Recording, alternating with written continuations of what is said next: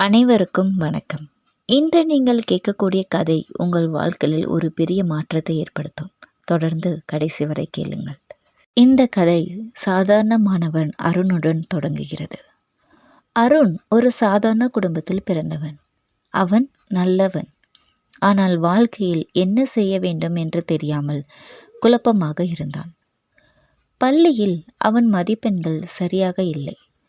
நண்பர்கள் எல்லோரும் முன்னேறி கொண்டிருந்தார்கள். சிலர் நல்ல கல்லூரிக்கு போனார்கள். ஆனால் அருண் மட்டும் தனது வாழ்க்கை எந்த திசையில் போகிறது என்று புரியாமல் இருந்தான். ஒரு நாள் அவன் அம்மாவிடம் சொன்னான், என்னால் வாழ்க்கையில் பெரியது எதுவும் செய்ய முடியாது போல் இருக்கிறது என்றான். அம்மா அமைதியாக அவனை பார்த்து சொன்னார், முயற்சி செய்தால் வாழ்க்கை மாறும் என்று.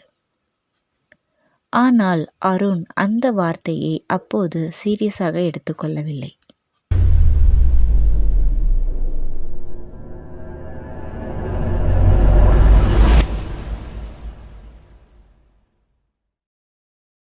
சில நாட்களில் நடந்த சம்பவம் அவன் வாழ்க்கையை முற்றும் மாற்றியது. அதை தெரிந்து கொள்ள பார்ட் 2 வரைக்கும் வெயிட் பண்ணுங்க.